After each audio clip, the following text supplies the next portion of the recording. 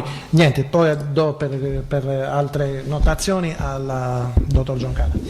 Allora, 3 minuti perché è tardi e penso siate stanchi. Welfare, comincio dalla prima tornata. Welfare come sviluppo, sì, welfare come sviluppo, certo possibile, a 2 condizioni, una che l'economista, purtroppo adesso il professore è andato via, ma può confermarci, corretta allocazione delle risorse. Non si tratta di litigare fra enti, fra istituzioni o fra istituzioni e privato sociale, ma corretta allocazione delle risorse, chiarezza dei ruoli. Ognuno deve sapere che cosa deve fare, dove può arrivare, con quali risorse, in quali termini, senza indugiare in favoritismi locali. Questo è il sistema di assegnazione, aggiudicazione dei bandi lo impone, soprattutto quando le regole le gare superano una certa soglia, quindi anche eventuali forme di clientelismo locale non sono certamente favorevoli ai fini dello sviluppo e virtuose ai fini dell'assistenza. Scuola e ISEE, perché mi chiedono l'ISEE per il bambino? Presumo, mi correggano, parliamo di scuola materna, scuola nido, cose situazioni del genere. Ecco, ok.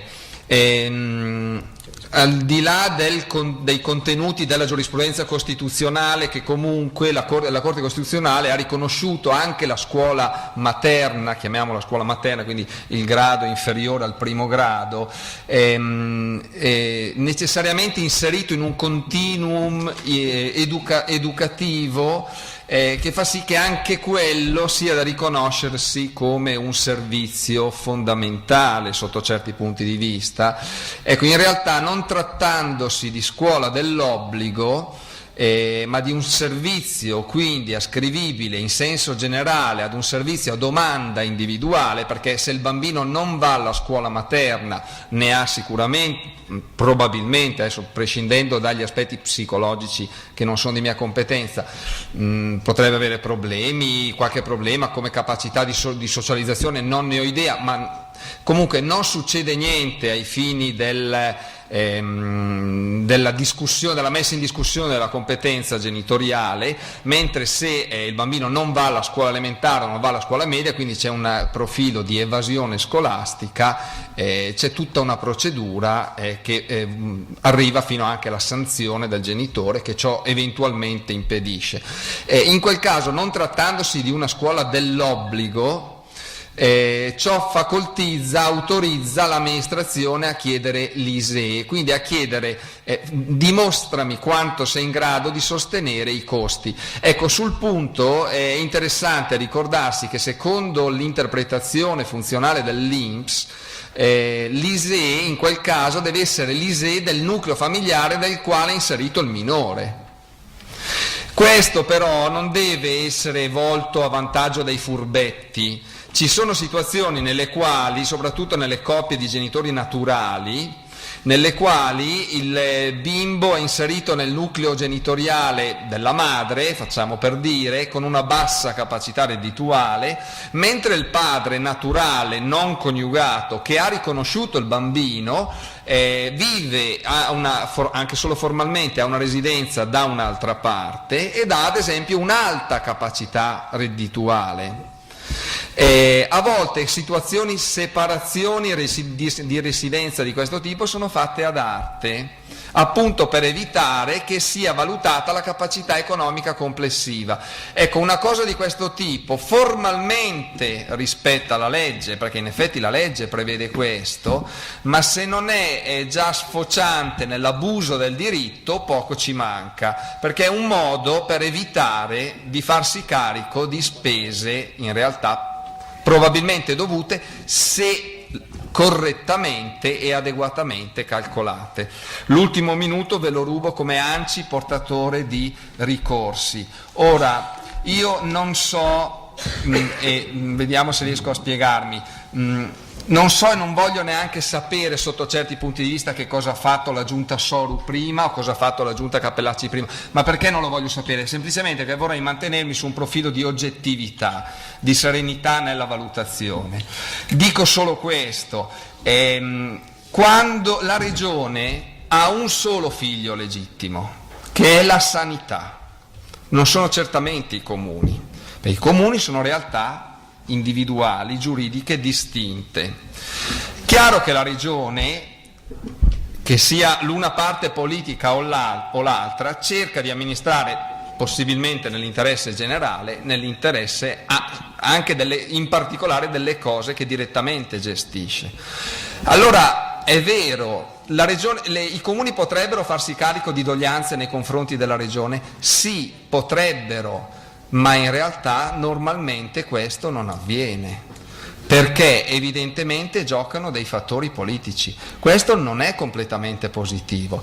E qualche comune, c'è ancora qualche amministratore locale qua spero, qualche comune si è mai preoccupato di andare a verificare se la ripartizione delle percentuali descritta nel DPCM 14 febbraio 2001 fra sanità e sociale in relazione al tipo di interventi è effettivamente rispettata dalla Regione? Laddove si dice che quell'intervento è 50% a carico della sanità e 50% a carico dei comuni con l'eventuale compartecipazione dell'utenza, qualche amministrazione locale si è mai preoccupata di andare a verificare che effettivamente la Regione pagasse il 50% o il 70% o il 40% o il 30% a seconda di?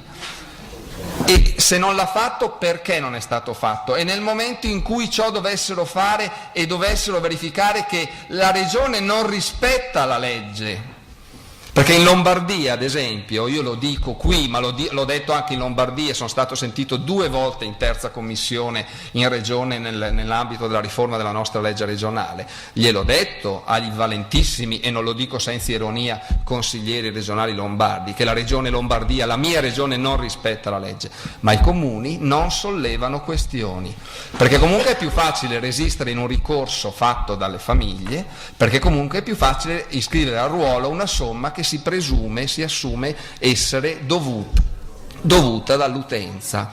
Questo non è modo di amministrare in modo equo e corretto, però. Sentiamo su questo il Presidente dell'ANCI, proprio sulla domanda di sua competenza. Diciamo in linea di massima l'ANCI ha svolto e svolge questo ruolo cercando di mantenere un profilo che vada nel senso della leale collaborazione con l'amministrazione regionale, come dovrebbe essere, quindi ponendoci non come controparte, diciamo, di tipo sindacale in modo becero, ma come un soggetto che è disposto a, diciamo, attorno a un tavolo a studiare le condizioni di migliore applicazione delle varie iniziative, come in questo caso della 162. Devo dire però anche che su questo aspetto abbiamo fatto notare alla Regione vari problemi di tipo applicativo e abbiamo chiesto che una volta per tutte siano integrate le competenze e le funzioni previste nella 162 con quelle della 23, di cui, diciamo, sono parte integrante. Capita, come in questo caso, ma non è l'unico, insomma, mi verrebbe da citare qui per esempio il fondo unico e il mancato rispetto del principio per cui si deve dare priorità al trasferimento del fondo unico rispetto ad altre spese della Regione, anche questo inapplicato, sul quale, diciamo, il sistema delle autonomie locali avrebbe potuto e potrebbe assumere un atteggiamento di rivendicativo anche forte, cosa che non è stata fatta, nonostante, diciamo, il livello della protesta sia stato alto e sia alto. Su questi temi noi abbiamo messo in piedi una commissione, abbiamo anche concordato con Marco Espa, con molti altri soggetti, ci sono diversi sindaci, assessori dei servizi sociali, proprio per mettere a punto, diciamo, un approccio che sia il più possibile efficace a tutela proprio degli utenti. Grazie quindi anche al Presidente. Io chiaramente sulla questione dei ricorsi ci sono iniziative, io credo che un'amministrazione pubblica può comunque in qualche maniera sostenere il lavoro che anche poi ogni singolo, le famiglie possono fare in questa materia.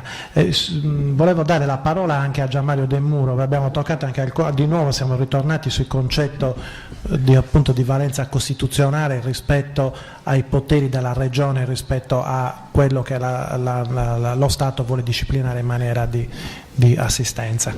Ma io dico in 1 minuto e mezzo che la Regione può fare la differenza. Se la Regione non la fa, evidentemente ha un motivo per non farla, nel senso che da questo punto di vista la regolazione è essenziale, così come è essenziale l'amministrazione. Se le Regioni poi non rispettano le sentenze del Consiglio di Stato, a parte il giudizio di ottemperanza che evidentemente si può utilizzare, c'è un articolo molto chiaro della Costituzione, l'articolo 120, si può chiedere al Governo l'intervento sostitutivo per violazione della tutela dei diritti fondamentali. Allora, è molto interessante quello che ho sentito prima sullo spostamento della competenza ai giudici amministrativi, perché in realtà i giudici amministrativi stanno diventando, diciamo così, le corti costituzionali del nuovo secolo da questo punto di vista, perché si occupano direttamente dei diritti delle persone. Quindi insomma, sul fatto che le regioni possano fare la differenza, io credo che insomma, anche come giudizio storico questo debba essere dato, e se le regioni sbagliano devono essere come dire, sottoposte a un controllo, e gli strumenti ci sono. Bene, concludiamo qui. Io innanzitutto vi ringrazio i relatori che sono stati così pazientemente, siamo qui dalle ore 16, più di 4 ore, per fortuna che ci è venuta l'ispirazione stamattina, sensazione di cambiare sala, perché avevamo scelto la sala da 90 persone, abbiamo avuto più di 300 presenze. Credo che sia significativo non tanto per l'evento stesso, ma perché anche le forze, finalmente, come dire, credo che le forze politiche, i partiti, i gruppi consiliari sanno ritrovare quel senso di politica con la P maiuscola che permette di parlare di cose concrete, di cose che interessano l'attualità, senza nessun come dire, retorica o propaganda, ma ovviamente con quello che noi, con i valori che portiamo, che sono valori assolutamente schierati e che abbiamo, come dire, diritto, con orgoglio, di poter sostenere. Quindi speriamo di poter fare ulteriori iniziative, anzi non speriamo, sicuramente metteremo in campo ulteriori iniziative in collaborazione sempre con il Partito Democratico, sia il gruppo consiliare, e andiamo avanti ricordando la manifestazione del 14 di cui ha parlato Remo Sizza, appunto organizzata dal partito di Hotel, e vi ringrazio tutti e vi saluto alla prossima. Grazie.